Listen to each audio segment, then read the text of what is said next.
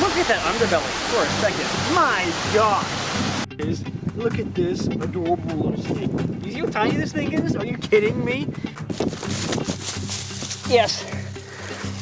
Actually, eraser this time. Got him.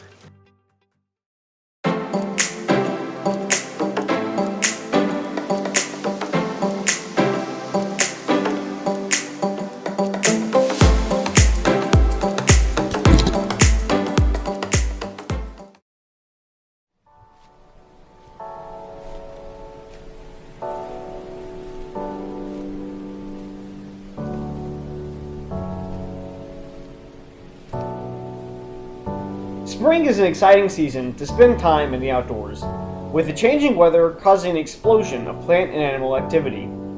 For me, spring marks the beginning of the best season of them all, herping season. Let's get outside and meet some of North Carolina's springtime reptiles and amphibians. One of the first snakes of the season was found basking in the same area as the garter snake from the last video, but this was a very different species with a very different attitude. Yes. Actually, eraser this time. Got him. Hey, friend. He's not going to be a very good friend when he comes out. Hey, buddy. Nah, he's pretty. He's really beautiful. Whoa, dude. Dude, he's real pretty. Oh, he's also pissed, as always. So, I finally got the one-handed racer grabber I've been hoping for. This one is really a stunning individual. Let me turn him to show you the belly. Look at that jet-black belly. Absolutely stunning. He's turning around. He's going to tag me at some point. Now, this one's probably a solid 5-foot racer. And actually, the head, when he's this black, looks kind of like a coach whip to me. They're pretty similar species, but this one was moving along the power cut. So, racers love edge habitat. If you haven't seen already, from all the times I filmed them, basically, almost always find them on edges. Especially on a day like this, a really thin, really black snake has excellent control of its temperature. So we could really quickly cool down or heat up as needed in this grass. He's probably out here hunting smaller snakes and mice. I'm sure this field is absolutely full of all kinds of little snacks for a racer like this. He's really a stunner. Put him down. I bet he'll blast off. I can't believe he didn't tag me. Or maybe he'll calm down. Oh, there he goes. As fun as racers are to catch, it's always nice to find something a little easier to handle, especially when it's as cute as this next find from right on a walking path.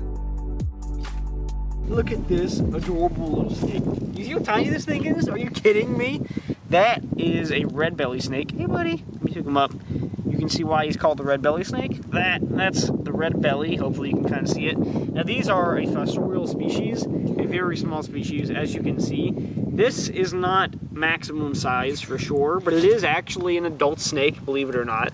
They are incredibly tiny, rarely seen above ground. I have no idea why he was crossing the sidewalk. We were just walking down to the creek and I saw like a shiny looking pine needle. But guess what? It was actually a snake. Surprise! Absolutely no reason to be scared of these snakes. I don't know how you could look at this and be scared of it. It's literally a spaghetti noodle that came to life. But they are predators of very small invertebrates, things like pill bugs and worms, and spend probably 95% of their time underground. So very rarely seen species. Really cute too.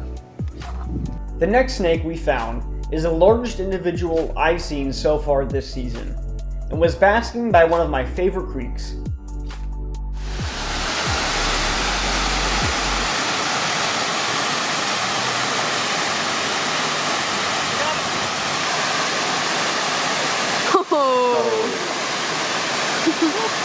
Look at him go.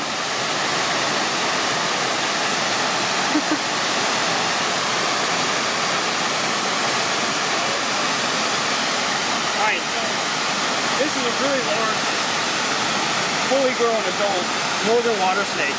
Now this one is actually pretty typical coloration that we see for this species. A lot of times when you have darker brown or gray colored individuals like this, they're confused for venomous cottonmouths or copperheads. Now, in this location, there are no cottonmouths, but you can easily tell this is not a copperhead by looking at the banding. You see on the side there? That banding is not Hershey kiss shaped. It's actually actually the reverse of the Hershey kiss shape you would see in a copperhead or cottonmouth. It's much more linear and blocky. And then about halfway down the body, that pattern changes into those kind of blotches or squares you can see in the back end. Now, if I had to guess, I would say this is a very large female. Usually the males don't get this size. The females are this large because they do have to have enough energy to produce offspring. So you usually have very large females like this one. And at this time of year, actually, she's probably putting off her mating pheromones to attract males. And a large female like this is probably a hot ticket item down here below the dam. You can also see, if you look down on the top of her, that head flattening behavior does confuse people as well. And it does make her look like a pit viper, and that's why you should not use the head shape as an indicator of species. You should always use the pattern. But that is a really gorgeous individual. You can tell that she's been eating really well. She's a very healthy snake. And water snakes like this will eat all kinds of aquatic and terrestrial organisms. She's probably catching tons of fish and frogs out here in the early spring. But that is a really beautiful snake. We're gonna grab a couple of quick B-roll shots of her, and we'll throw her right back in the water. Okay. Alright guys, let us get this absolutely gorgeous snake back in the water. Just look at that underbelly for a second. My God! That is a stunning individual. Man, you gotta love these snakes. Alright, we'll get her back.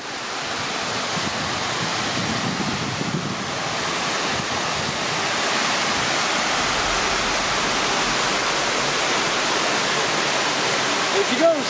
That is awesome. Alright everyone, that's just about it for this video. I really hope that you enjoyed meeting some of North Carolina's reptiles and amphibians. If you did enjoy, please be sure to leave a like on this video, and consider subscribing to my channel for new, educational wildlife content coming on Saturday mornings as often as possible. Also, if you haven't already, be sure to check out my Twitter and Instagram pages at The Wild Report for photos and video clips from my adventures. Thanks so much for watching, and keep adventuring everywhere. This has been Zeno, of The Wild Report, signing out.